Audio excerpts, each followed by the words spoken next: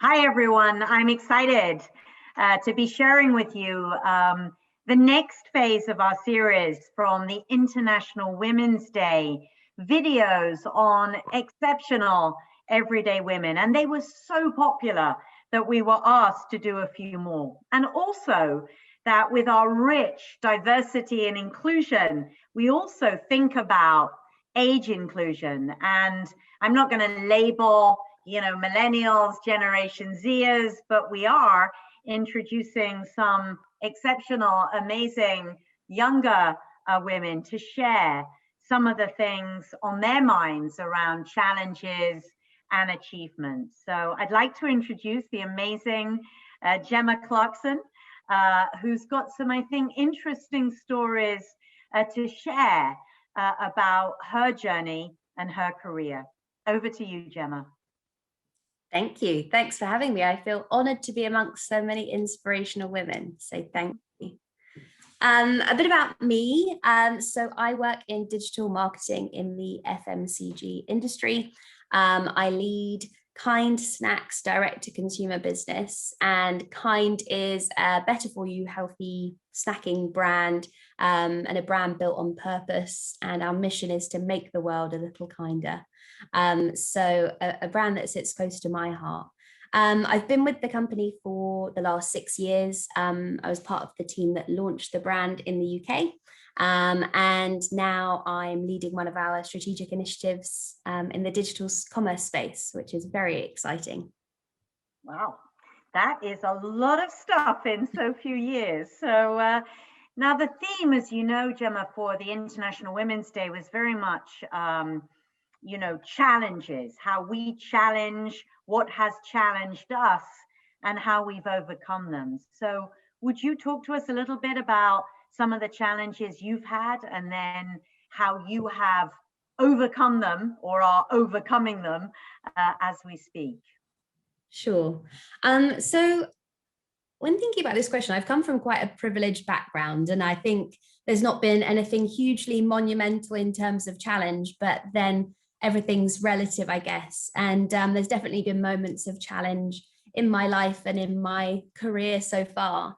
I think to start with, in the early stages of my life, when I was at school, I was pretty disengaged with education and didn't have a huge amount of ambition or even self-belief. And I think that it took a couple of moments, one, huge failings in exams, and two, you coming into my life, Harriet, to really turn that around and shift my perspective. So over 15 years ago now, when you met my dad and came into our lives, that was really the moment where I saw someone in a position that I had never seen before. And that really solidified for me, you've always taught me you can be and do anything.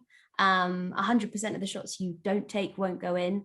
And really, what's the worst that can happen? And that was really the first time in my life that I'd seen that. So I know you mentor a lot of people, but the power of mentorship in that for me has been huge in overcoming that challenge. And also seeing yourself reflected in those positions. I know there are some areas that there's a lot of work to be done in that space, but you definitely were that for me. So that was my first challenge. And I guess despite that sort of transformation, I still have some challenges around imposter syndrome, and definitely moving into this role that I'm in now. I was probably the left of field candidate, didn't have an awful lot of experience in this space, but someone took a bet on me, which I'm hugely grateful for. But there have been times where I've thought, they're going to figure out that they've picked the wrong person, or this surely can't be right. And I know this is an awful perception, but I definitely have struggled with that at times. And I think in terms of that imposter syndrome piece, there's been a few ways that I've overcome that. I think going back to my first story around that attitude shift, how can I remind myself every single day and throughout this journey that you can do anything? What's the worst that can happen really here? I mean, we sell nut bars, we're not open heart surgeons. And just reaffirming that every single day and keeping that top of mind is key. I also think another way that I've overcome the imposter side is being a bit vulnerable and realizing that others are going through this. You're not alone in thinking that you're maybe underqualified for what you're doing. And back to that mentor piece, how can you confide in mentors or in my manager, for example, to share, this is how I'm feeling. And really, there's a lot of people out there who are probably just doing a better job at winging it than I am. And that vulnerability has definitely helped me realize, I'm doing a great job. It's always good to have reassurance. And yeah, I think those are my key challenges and how I've overcome them. Well, thank you for sharing those, Gemma. And I think your amazing humor comes through, which is one of your most, I think, your greatest strength. And I know it's kind of early in your career and life to be talking about achievements, but I think it's very important that people celebrate and recognize the things that they are most proud of in any given week or year. So would you be happy to share a couple of things that you are most proud of, that you have achieved in your years to date? Sure. Yeah. And as you say, I think that when I was thinking about this question as well, I thought, I haven't really got, a cabinet of awards or huge accolades, but as you say, everyday extraordinary people have many things to celebrate and be proud of. So I think there are a few moments of pride on reflection. And I think, first of all, the story that I told around that attitude shift is really something that I'm super proud of. I think that I wouldn't be the person I am right here talking to you without that. And I'm very proud of turning that around and believing that anything is possible.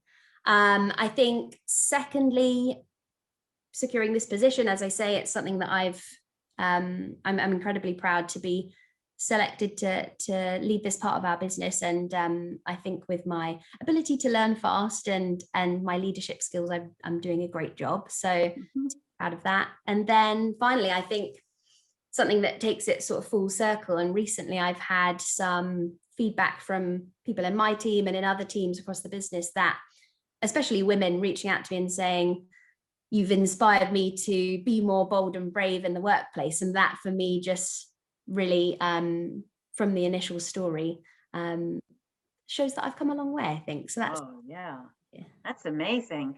A circular movement of encouraging each other, all of us, to be bolder, but having to have the support system there just to catch us if we might fall. And any advice, Gemma, that you would give? We have a large following, a lot of young people around the world, a lot of young women who'd like to have the role you have and aspire to achieve. Any advice that you would give above and beyond what you've shared? I think realizing your potential, knowing that every day is a school day, every day is an opportunity to learn and grow. And that's definitely something I've applied to this role. You can do anything, you can be anything, and there are many transferable skills that you can apply to situations that you feel you're inexperienced in. So being eager and hungry to learn and embrace those challenges and get comfortable with failure and comfortable with feeling uncomfortable, I think has been key. Yeah, I try and put myself in an uncomfortable position, even if it's really small, like being the first to ask a question in a meeting, or something that seems insignificant but gives you that butterfly feeling, I guess. Thank you, Gemma. I appreciate you sharing those views. You've given a lot too. You were the first person to really help me understand what being an introvert means and is for someone who's such an obvious out there extrovert. So we've mutual mentored along the way, and I really appreciate you sharing in this series for so many people to learn and get some inputs from. So big thank you. Thank you.